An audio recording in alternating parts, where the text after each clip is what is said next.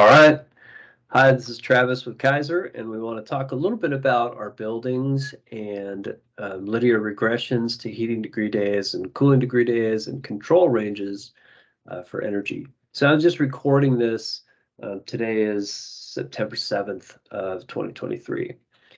So let's first talk about what is a control range and how do we use control ranges, or how might we use control ranges in looking at building energy data. We'll do that with an example. We have this Englewood medical office building here, and every month we get an energy bill. Here's our kilowatts, here's our therms. You can see there's a big gap here, a bunch of zeros in the therms, but we get these every month.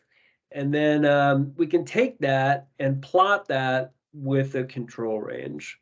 The way a typical control range works in manufacturing, or however you might be looking at it, is you look at the data, you plot the average of the data. That's this heavy black line in here is the average of the data. This is the data itself.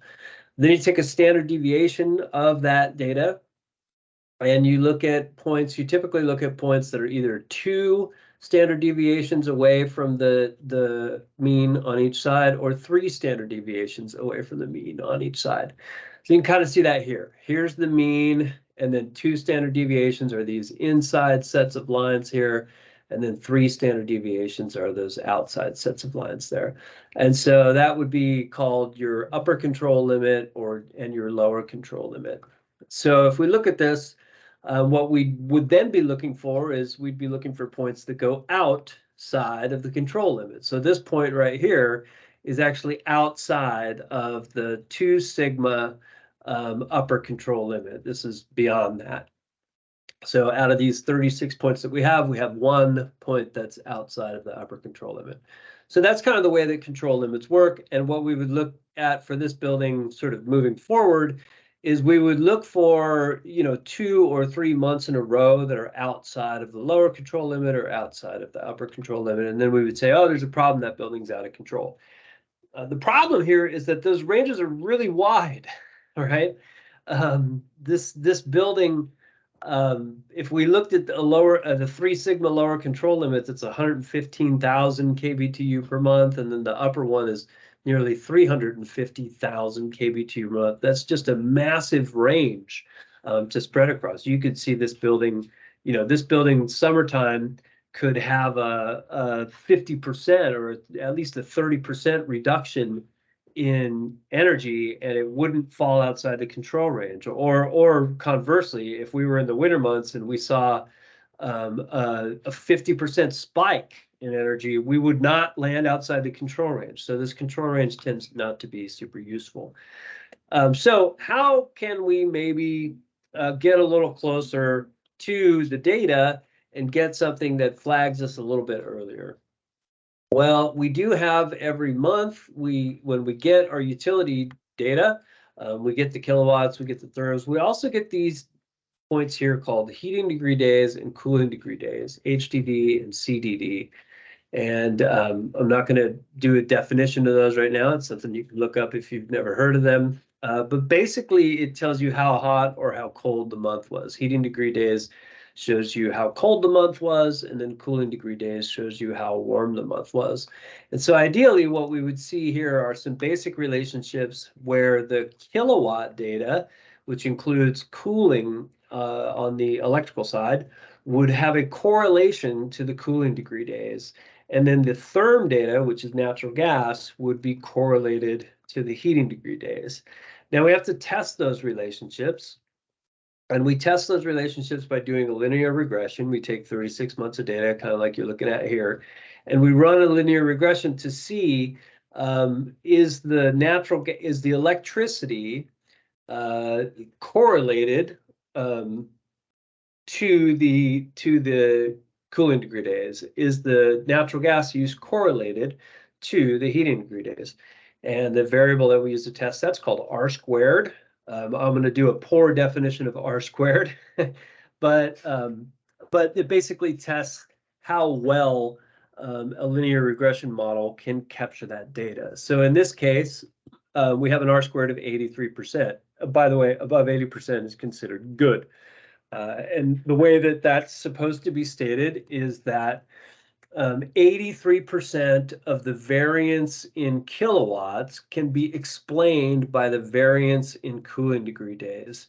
So that's the correct statement there. On the other side of the coin here, we can look at the natural gas, and the R squared is 39% or 0.39, which is not very good. So what that says is that, yes, we have variations in the therm numbers, but only 39% of the variance in the therm numbers can be explained by the variance in the heating degree numbers, which is not very good.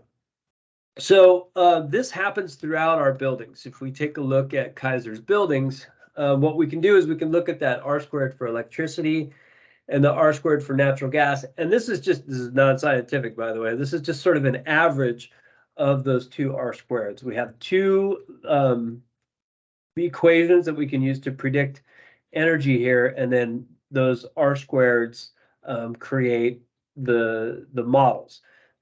So we do have buildings that are very tightly correlated, right? So this Brighton medical office, the R squared for electricity is 87%, R squared for natural gas is 97%. That's very tight. But we don't have a whole ton of those. We actually have a whole lot more buildings. You can see these R squared values or average R squared values under 50%. We have some of these that are way down at 10% and 20%. And then we do have kind of a healthy number. Well, this will tell us. If we were looking for R squared values over 0.7, 59 of 187 buildings in this sample are over 0.7. Right, so that's only 32% of the buildings that have an R squared of 0.7 or higher, which means that very often we're going to be looking at R squared values of 0.6 and 0.5 and some low R squared values. So first, let's look at something that looks really good, a high R squared. I forget which one I took here. It's the Greeley Medical Office Building. So this third one on the list here, the Greeley Medical Office Building. Let's take a look at what that looks like if we were to try to use those HDD and CDDs to get a tighter look at the energy consumption. So here's kind of what that looks like. Now, instead of just looking at this average, this is still the old data. This is the average, 2 standard deviations, 3 standard deviations, average, 2 standard deviations, 3 standard deviations. Suppose I could zoom out a little bit on this. But what we do here is this is the actual data, the blue line, the heavy blue line. This orange line, and it's the orange line in the middle here, is the model.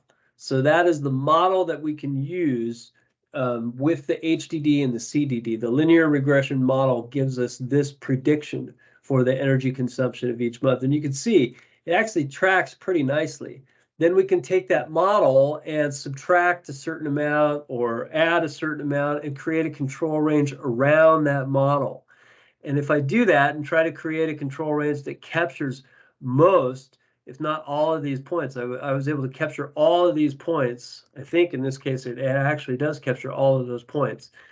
And the distance between that model and these upper and lower control limits is now a half of a standard deviation of the whole data. So now I can create a model that's more accurate, right? Now I can look at something as a control range using half a standard deviation as opposed to trying to use something more like 2 or 3 standard deviations. That's very good. That would be very nice to do. And if this building were to jump up, if the energy consumption in this building were to jump up more than a half a standard deviation off the model, we would be able to flag it a whole lot quicker than we would be able to flag that beforehand. But what about one of those poor buildings?